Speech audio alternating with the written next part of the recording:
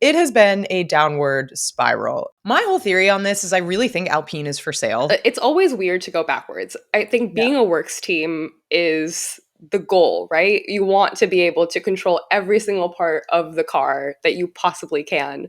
So But speaking of Flavio had been a Renault team principal in the past, and he was at the center of the Crashgate scandal. oh, So my for those, favorite scandal to talk about. Neha. My goodness. Did I think that we would be hearing about the Mazepins in 2025? I really didn't. Maybe last thing on this topic before we exit the Alpine nightmare is I think one thing that's not talked about nearly enough right now is Pierre Gasly okay?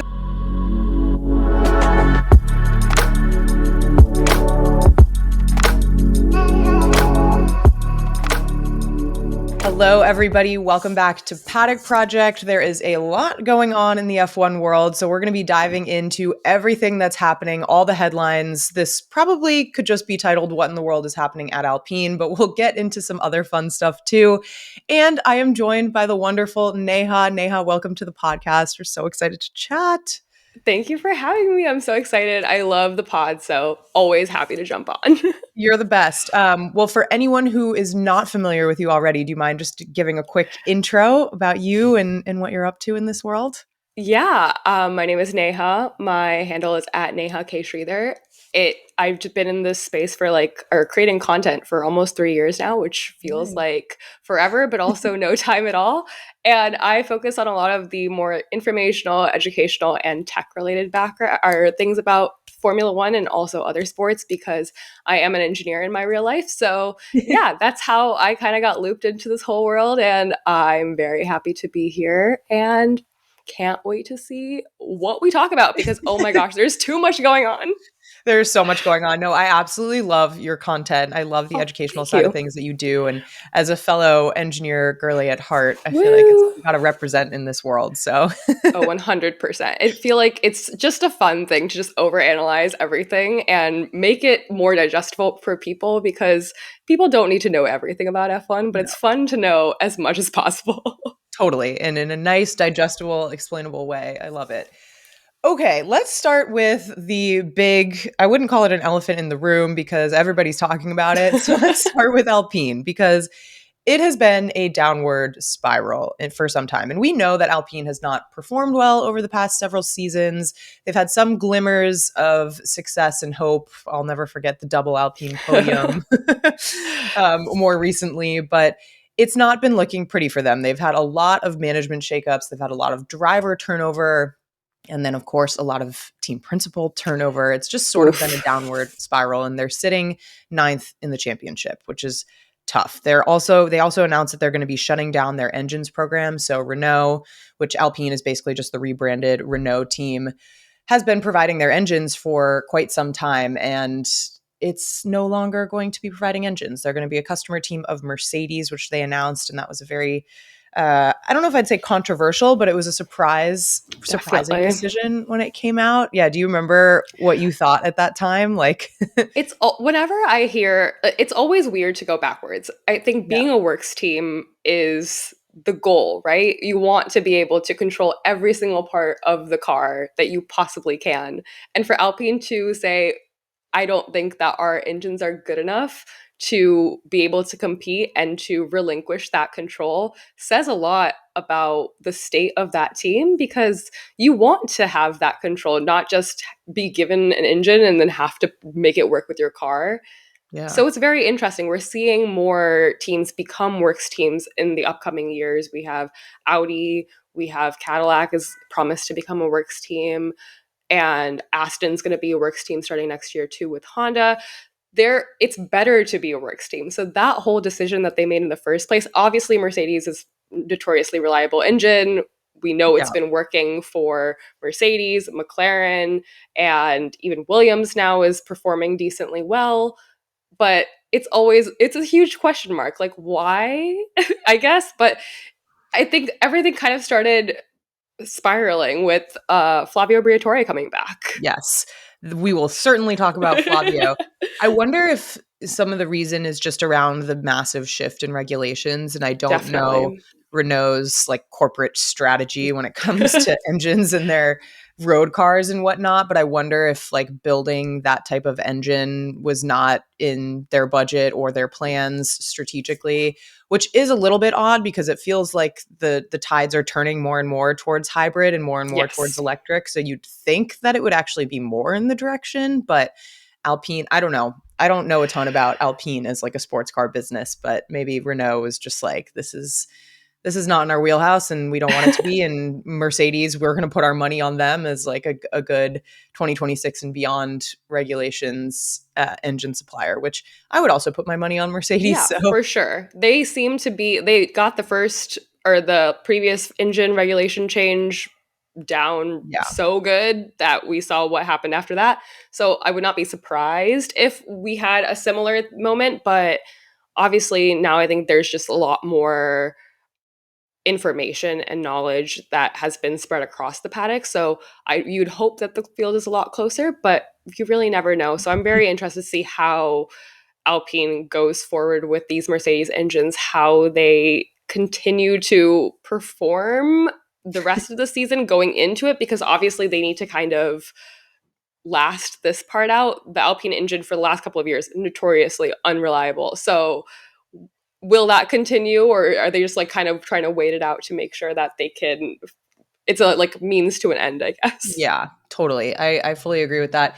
My whole theory on this is I really think Alpine is for sale. Like, I think that Ooh. Alpine is not going to last very long. It's always felt a little bit random to me as a team. Like, obviously, not Renault. Renault makes a lot of sense as a team. They've had a decent amount Hmm. of history in F1, but the Alpine situation has been a little, I don't know, curious to me as sort of like a random brand under Yeah. their umbrella. And I just feel like the performance is not there, the shakeups, the becoming a customer team. It just feels to me like the team is going to be for sale. But another thing, obviously, that we have sort of been alluding to is the team principal shakeups. So, along with all the management shakeups, they've had, I think, 6 team principals in like 5+ years. And Yeah, yeah, you since did a really 2020. good video on this. Do you have that history offhand? I know we started with our Oh drive, yeah. drive king Cyril, but what are your thoughts on that? And take us through like the different eras.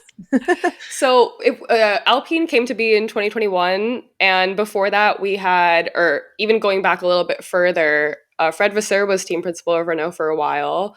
Then taken over by Cyril Abiteboul, who we love. Yeah. Cyril, I think he like a lot of people through Drive to Survive really were like, yes, Cyril's our guy, especially as he was So a funny. foil to Christian Horner, and I think that that was really funny. But after Cyril decided to leave at the beginning of the Alpine saga, I guess we can call it, then we had Marcin Budkowski, who came in. I don't know if I'm pronouncing that correctly, but he was there for a year. Then we had Otmar come in Of for a course. year and a half, of course. Then, Bonjour. bonjour. When Otmar left, Laurent Rossi, who was also CEO, left with him, which was also a very big shock. He'd been there for a while, followed by, ooh, who was next? Bruno Femin, followed by Oliver Oakes, and now we're back to Flavio Briatore. I think I got everyone. That's I'm, actually insane.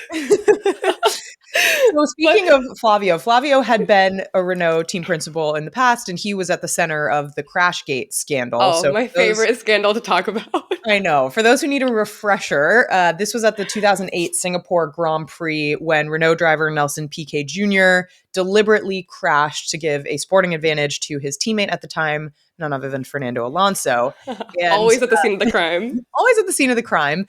And at the time, so Flavio Briatore was a team principal. He received a sort of indefinite ban from F1 and FIA related activities, but that ban was overruled by a French court. And so obviously we see him in the sport today. And he has entered the scene first, I think, as an executive advisor to Alpine. Yeah. And It was a then, very weird situation because they were like, oh, he's not really going to be a part of like day to day. He's just going to like manage yeah, top level. And that very quickly became not the truth at yes. all. And He now was he kind is of the just like running acting, the show. now he's the acting team principal. So, things are all falling into place here. The master plan is master planning, but Yeah, we can talk a lot about Flavio Briatore. He's a very controversial figure in the F1 paddock. I have my own thoughts on him. I As think a do lot I. of people have a lot of thoughts on him. But yes, it is what it is. He is in the position he's in. We'll get to this when we talk about Jack Doohan and Franco Colapinto, but he's also Jack Doohan's quote unquote manager. So it's all kind of a bizarre situation. As It really F1 is because I always think about it this way. Like when you look at Flavio and Jack's relationship and you compare it to that of Toto Wolff and Esteban Ocon, who, when he was released from his seat, was literally like Toto was doing everything that he possibly could to get him what ended up being that Renault seat. And I think that's such an interesting contrast to see, like, oh, same team, but different vibes given who the manager was at the time. Yeah, totally. That's a really interesting comparison, the Toto Ocon situation, because it's not uncommon for people in the F1 world, and like it seems like a conflict of interest sometimes for like managers to be very closely tied to the actual teams or situations that are going on. Like Toto, I think, has managed at one point all of the Mercedes drivers, like Valtteri Bottas, Hmm. George Russell, Kimi. I don't know if he's like stepped back in that capacity once they actually take the seat, but like he's been that manager similar to Ocon as well. We obviously have a lot of conflicts of interest in the paddock generally, but Oh it's yeah, Bortoletto is like literally under Alonso. Fernando Alonso. It's like, oh okay, so if they're fighting on track, what happens? Yeah, it's all a little bizarre, but Yeah. so the Alpine driver situation, I feel like that's a good thing to talk about as well as we talk about Ocon. Is it's not just been turnover at the top, like we've had driver turnover as well. Alonso was there, left Hmm. obviously to Aston Martin. There was a huge fallout with Ocon, and remember he didn't even Hmm. drive the last race last season. And then we can't, of course, forget the Oscar Piastri contract mess where he My was originally goodness. supposed to drive for Alpine. And then it was the smartest thing he and Mark Webber ever did to look at McLaren and get himself out of that. But yeah, I don't know. Do you think the team could be up for sale? And my question is like this investor consortium, remember all the hype around like Travis Hmm. Kelsey coming in and some others, Yeah. celebrities? Like, do Like they? there were like two big consortiums of like the Yeah, athletes and then also the like movie stars, I guess, because it yeah, was like Ryan Reynolds and Michael B. Jordan. And you're yeah, like, I wonder because they obviously have to know what's going on. They're part owners in this team, or they have to have some information yeah, about like the state of the team.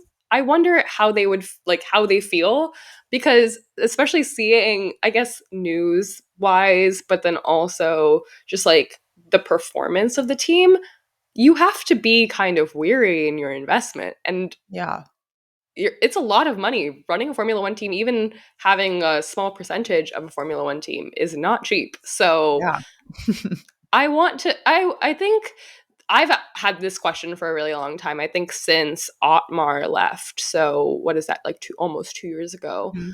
Of that whole question mark of, is this team functional enough to stick around for a long time? Because I know there were also rumors of someone buying them. I think Andretti was a huge name to come in and try to buy Alpine, but obviously that's not really needed anymore. But it is definitely a huge question mark because the team can't just continue on No. the way that they are because I don't think and the reality is they don't want to, but even like Sauber is making steps to do better, get better. They are now becoming Audi. And like I feel like Alpine is not really going in similar ways. They're not trying to create a stable environment. They're just like, we need results now. Let's try to do anything we possibly can just to get those results that we need right now, right here. Yeah, definitely. That the buying rumors kind of bring us to the whole Oliver Oaks scandal because there was a rumor at one point that Oliver Oaks, who was the founder of the junior team High Tech GP, there was a rumor that High Tech GP was going to make an F1 bid. And then this was sort of Hmm. seen, his step into Alpine was maybe seen as, okay, maybe High Tech GP will take over Alpine. So Yes. let's talk about Oliver Oaks. I think by the time Oh this my goodness. episode is out, there hopefully maybe will be a development in the news. Right now there's a lot of speculation. We'll talk about what we know and then talk about maybe what's speculated, but noting that these are all allegations at this point, and Yes. this podcast is not in the business of spreading false rumors. So we will clarify what is known and what is not. So Mm-hmm. what we do know is Oliver Oakes resigned 24 hours before the announcement was made that Jack Doohan was going to be out and Franco Mm-hmm. Colapinto was going to be in. It later came out that Oliver Oakes' brother, William Oakes, was arrested the week prior for quote unquote transferring criminal property and having a large amount of cash. Now, his brother William is the director of High Tech GP. So the Oakes brothers have, managed High Tech GP, this junior team, for many years, I think since 2015. Yeah. And then the other kind of piece of this is the Mazepin connection. So Dmitry Mazepin, Russian oligarch, his son, Nikita Mazepin, drove in Formula One for Haas most recently, but stopped, and Dmitry Mazepin had to stop business in the UK during Russia's invasion of Ukraine in 2022. So the Mazepin connection to Oliver Oakes is that the Mazepins owned a controlling stake in High Tech GP, which I believe was bought by the Oakes brothers. I don't remember Mm-hmm. which year, but they took over that stake from the Mazepins. And so right now, Oliver Oakes is rumored to be in Dubai, and there are some allegations floating around that High Tech GP has deeper ties and potentially connections to the Mazepins still, and maybe some sort of front for doing business for them. So the Dubai thing and the Mazepin, the ongoing Mazepin connection, those are alleged. We don't know Mm-hmm. any of that for sure, but all the stuff before that are facts. What do you make Yes. of this mess, Neha? My goodness. Did I think that we would be hearing about the Mazepins in 2025? I really didn't. I'm not going to lie. When I saw when I was just trying to consume as much information as possible, because I was just it's such a question mark right now, because there's very, very little information that we actually know. But the facts that we know, that the Oakes brothers did have some affiliation with the Mazepin family in terms of High Tech GP is true, and also is very, it's just so confusing, and I want to know more, and I really can't make anything of it right now.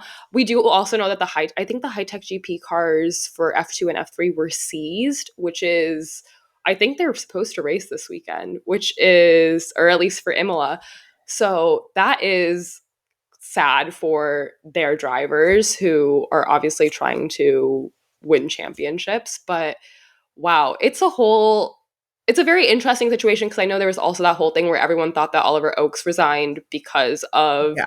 a conflict with Flavio regarding the seat swap. And then the statement that was released said that Flavio was like his father. And I was like, that's such an interesting way to put it. Sure, I guess. But yeah, Father Briatore. Father, which is, oh my gosh. But yeah, I really don't know what to make of it right now, just because there is so much unknown in the situation, but it is definitely alarming. Yes. And does it have any, it's also that whole question of, does it have any affiliation to Alpine? That's like the kind Yeah. of tie-in. Was Oliver Oakes in part with High Tech GP somehow, like, how is Alpine connected to the whole situation, which I think is the other thing that will definitely Yeah. be looked into in the future. Yeah. Alpine refused to comment on the William Oakes arrest or any of that Mm-hmm. situation, saying that it has nothing to do with the F1 team. But this feels like we're only at the tip of the iceberg here, and there's a lot more underneath that we're just patiently waiting to find out. But I saw, I think it was in our Discord, someone was saying this is feeling like the 80s and 90s again, like It really international is. crime and all of the craziness that's happening. And it's it obviously is very serious if these Mm-hmm. allegations are true, and we'll find out slowly but surely what's actually going on. But I do think that it was interesting how everybody sort of jumped on Oliver Oakes resigning as a disagreement within the team over the seat swap and all of that. It almost feels like it's not even connected. Like It's I wonder how much it is connected. Obviously there's mhm. money involved with the Franco Colapinto situation, but like it feels like weird timing for them to announce the Oliver Oakes resignation and then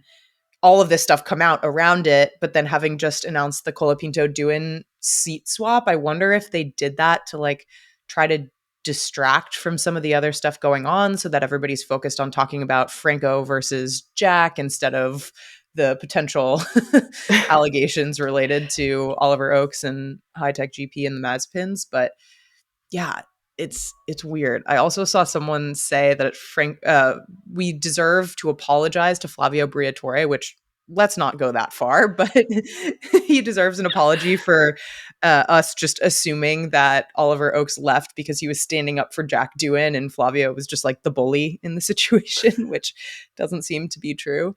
So That's a crazy comment for one, but at the same time I'm just like it I think feel like assumptions are just how Formula 1 operates at this point. It's like the series of events, whatever we want to make sense out of a situation, we do whatever we can because of the limited information that we get. And Formula 1 is generally an open book, so that makes it easier for us to parse through information and kind of create a cohesive storyline. But right now, it's either these two very distinct storylines within the same team are interconnected or they're not.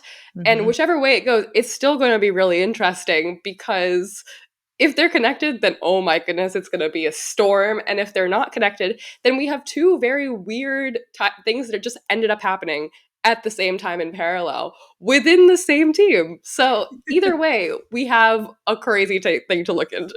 100%. Okay, let's get into Franco versus Jack Doohan because there's also so much to talk about here. Oh, Like, for sure.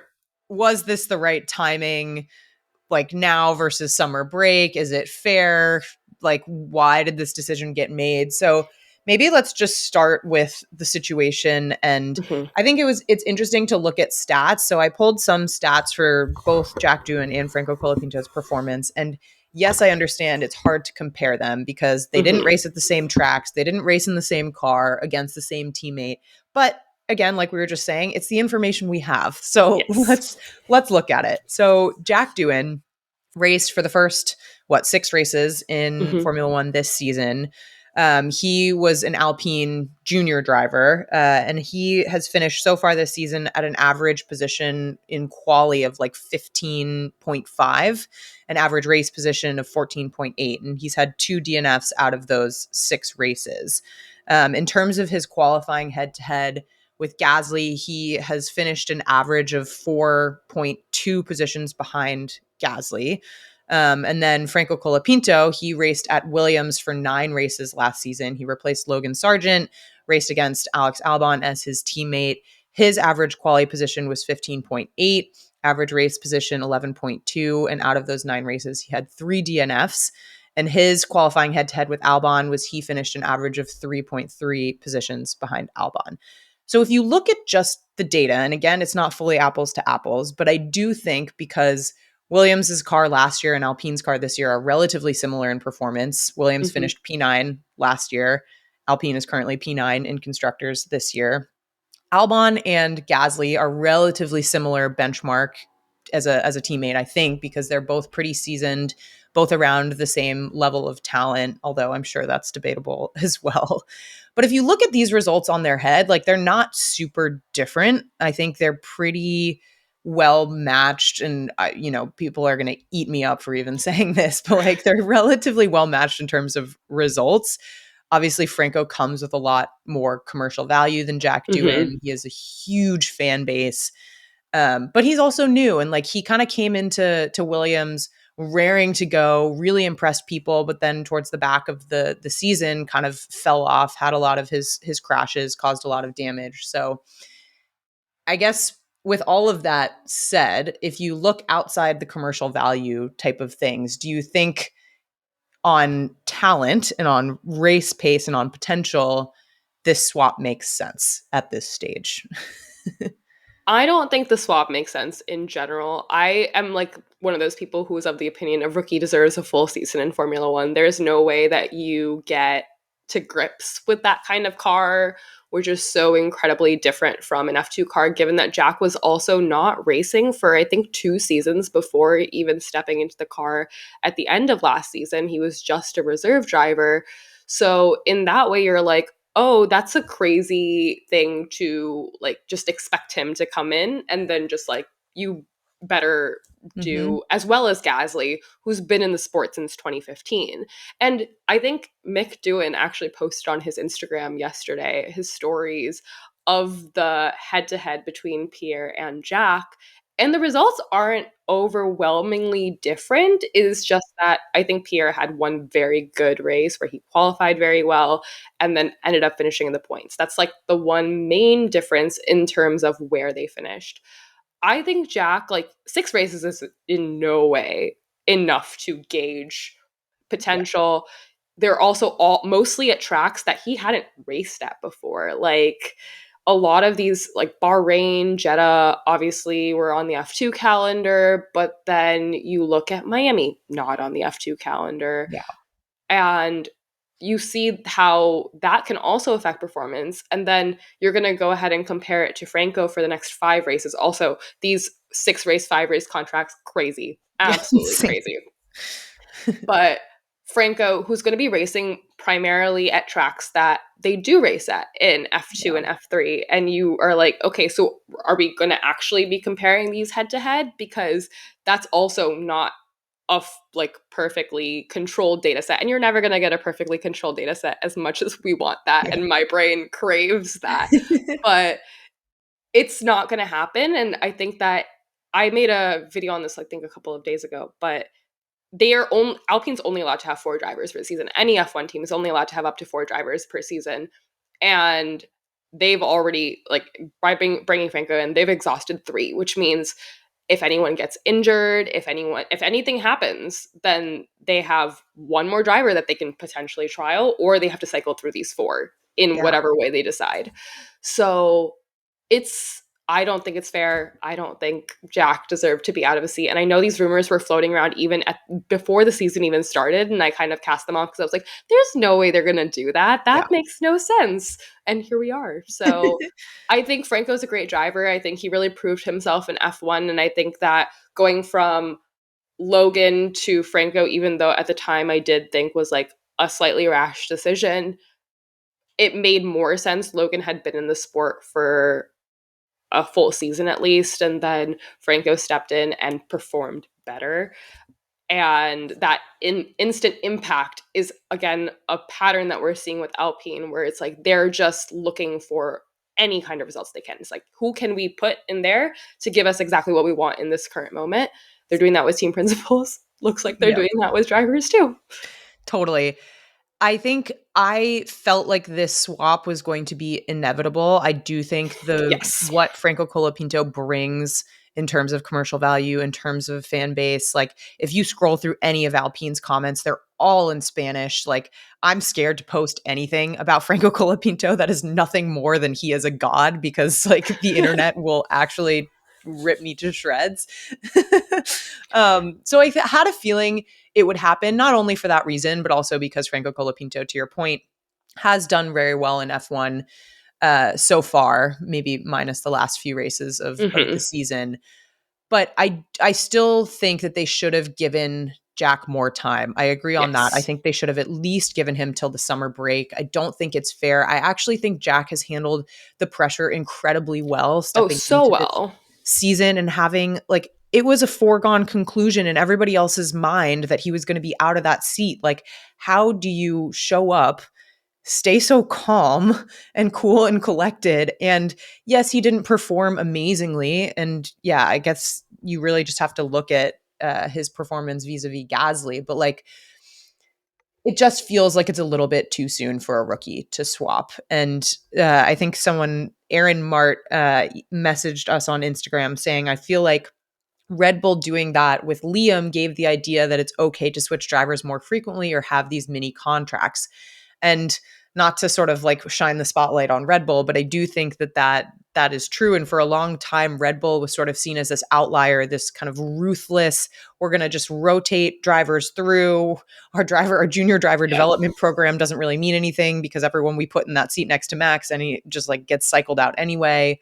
But I feel like it's now almost starting to feel like the norm. And Yes. I just, it feels wrong. And I made a video about how Mercedes as a team has sort of done the opposite, and their ability and willingness to invest in developing drivers. And especially as we look at Kimi coming into F1, like it's night and day. And I understand that Mercedes may have more resources as a top team, but that doesn't mean that you shouldn't be doing any of these elements as a more midfield or backmarker team. Like, what in the world is the point of a junior driver development program if you're not actually going to over prepare them for the time when the time comes for them to sit in the seat? And I don't feel like Alpine has done that to any degree. And we're seeing this now. And I think Red Bull is probably pretty similar, but it's this sink or swim environment where you just sort of expect drivers to come in and they either make it or they don't. They're going to be a world champion or they're not. And you have to prove yourself within 5 or 6 races. It just feels so unrealistic to me.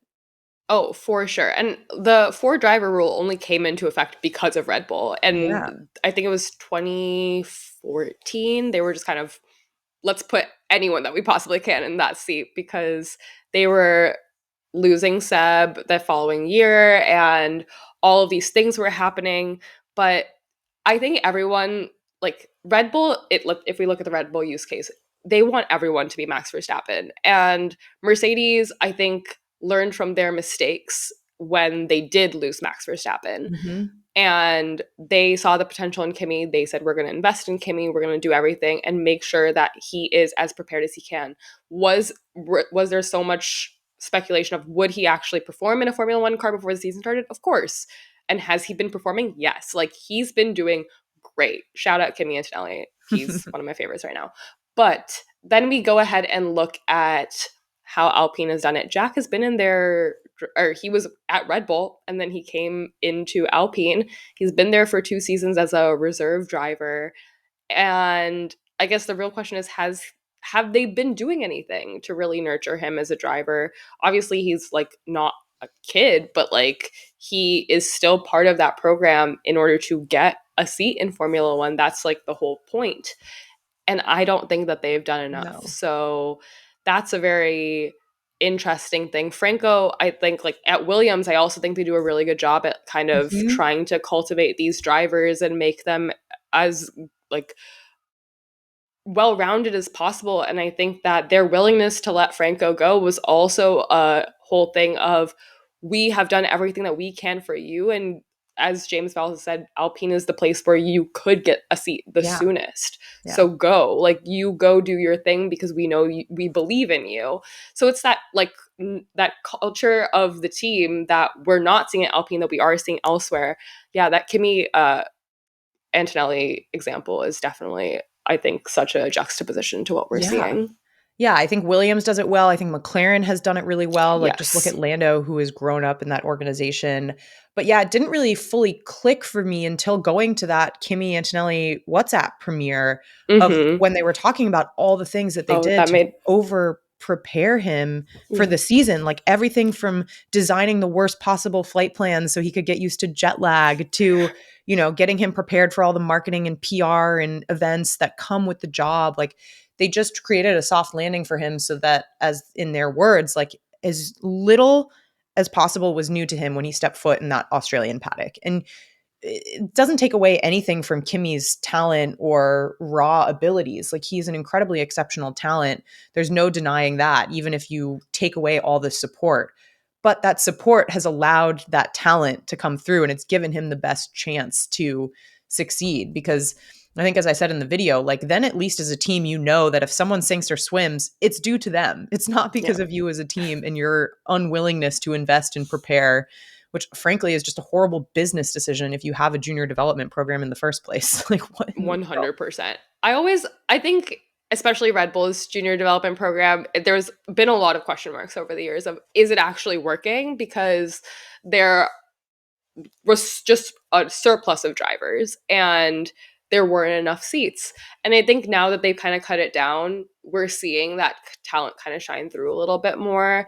I know there's like Arvid Lindlat, who's coming through F2, looks very promising. I wouldn't be surprised if we saw him in a seat. Isaac Hadjar has been performing very, very well in that car, which is great to see. So it's just like a slow, like can you take the talent that they already have, as you were saying, and amplify it and make it seem just as normal as possible rather than just adding all the pressure in the world so that they just crack or crash and burn Yeah. if they can't handle it.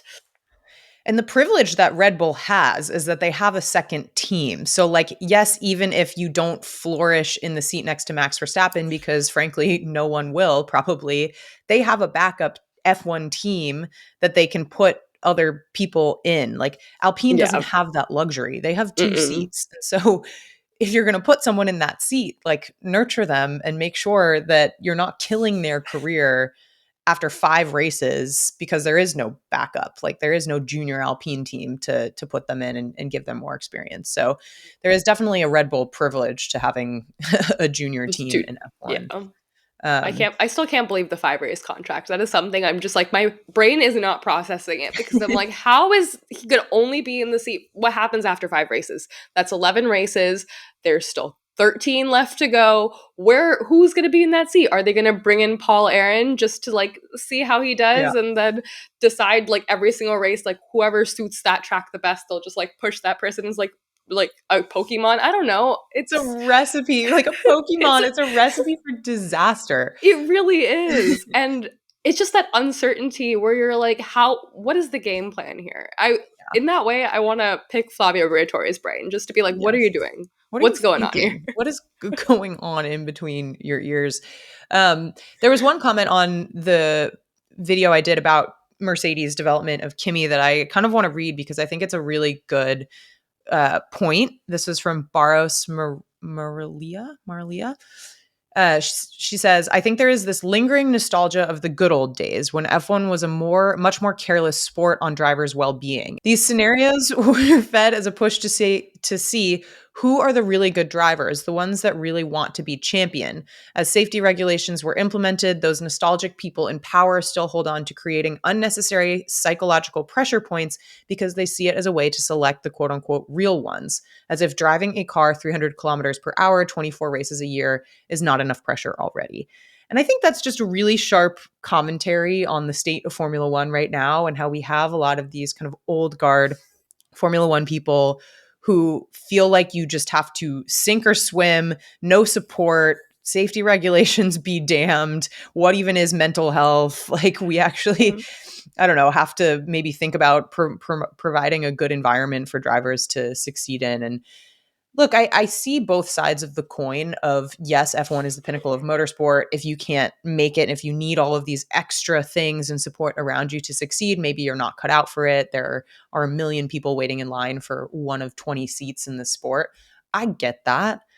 But I also think like if you're a team, make it as easy as possible for drivers to succeed. Like I just I don't know, it goes back to everything we were saying, but Yeah. I thought this was I think McLaren has actually done an amazing job at that. I think with Lando coming in at such a young age and then with Oscar after all the turmoil, they've done a really good job at kind of keeping both of them in, I mean, not race wise, we're not going to talk about their strategy, but in terms of mental health and like team standing, I think that they have done a really, really good job at cultivating a good environment for them. The the fact is they're signing for years and years and years in advance. And that's something that like is not like multi-year contract. I hate how vague it is, but it's a testament to McLaren having a commitment to their drivers and being like, we want you here and we want to build you a race winning car, which we're not seeing at a ton of places. I think the other multi-year contract that we've really heard of is Charles, and Charles is Ferrari till he dies. So like yeah. that's kind of expected. So I think that McLaren has done a really good job at like not only locking down their drivers, but providing that reassurance that this isn't going to be a volatile environment. We're doing everything that we can to ensure that you have all the tools you need to succeed. Yeah, 100% agree on that. Maybe last thing on this topic before we exit the Alpine nightmare is I think one thing that's not talked about nearly enough right now is Pierre Gasly okay? Like he Oh is my in gosh, yeah. the middle of all of this absolute like storm of horribleness and the poor guy is just like there and I feel like it's been pretty quiet around Pierre. And of course, I'm sure he doesn't want to get involved in all the drama and whatnot. But like this team is sort of imploding as it as it feels. And Pierre is an incredible driver and a great talent and has done some good things with this car. But like it feels, talk about an environment where you're not set up to succeed in. Like even a seasoned driver, this must be incredibly hard for him. Oh, I'm sure. And I think that he's, from what it seems, I mean, he posted on his story that he's just like in the simulator. And I was like, oh, cool. Like you're just hanging out. That Just sounds great. disassociate from all of this, Pierre. We support Yeah. you. But I think he's probably in this position where it's like, I'm the benchmark here. I think he's kind of guaranteed whatever it is. One, because he's the veteran driver and they definitely need that. But also, he knows that, like, whatever he does, I guess it's not really him. It's always going to be who's the younger kid who's coming in and how are they performing against me, which is really also crazy to think about. He was that with Max. And even though Max is younger than him, and you're going to see how all of these dynamics shift, I guess, or because you never know. What if Franco comes in and just like massively outperforms Yeah. all expectations? So I think for right now, Pierre is just like the benchmark. He exists to provide the feedback that the team would need to make upgrades and like adjust the car in the way that they need. But he doesn't have anything to worry about right now. If I think the points that he earned are really kind of keeping him at bay right now. But if anything changes, if there, because given Alpine, anything could change with the drop, like anything could change Yeah. whenever we least expect it. So in that way, we're like, okay, don't get too comfortable because you could never get too comfortable in Formula Totally. One. Yeah, I worry less about him having no seat security, but I worry more about his career and where he goes from here because Yeah. Alpine just doesn't seem like the place where he's going to be consistently fighting for points, potentially, being in the top 5, Hmm. let alone getting podiums, let alone ever But being my a world champion. But do you think that he could you see him anywhere else, I guess? It doesn't feel like there are any openings Yeah. in the meantime, but like I don't know, he's a really talented driver and to be sitting at a P9 back marker team right now, like Mhm. there are so few seats in Formula 1. There are never enough to go around for the talent that's out there. But yeah, I would much rather see Pierre at pretty much any other team than Alpine right now. That is fair. And honestly, I think that just given the state of Alpine, I don't wish that upon anyone at Yeah. all. And I think about it because we were talking about this earlier. The Fernando Esteban like Oscar situation, they got out. Like good for them. Yeah. My gosh, Esteban maybe like even though he'd been with that team for so long, maybe not doing that last race was the best thing that could happen for him. I know. Yeah, Ocon got out. He thank God for that, but I want Pierre Gasly to exit stage left as well. Um, okay. I think that's that on Alpine. Maybe one other headline that is relatively big in the past week is the FIA elections and Carlos Oh Sainz yeah. Sr. announcing that he is considering running for president. Now, there's a lot in there. We've seen a lot of rumors about, Susie Wolf maybe running as well. But when we talk about Carlos Sainz Sr., a lot of the discussion that has come up is that a major conflict of interest, given that his son Carlos Sainz races in the sport, and this is the governing body of the sport. It's not just like okay, there's another team owner like Lawrence Stroll versus Lance Stroll.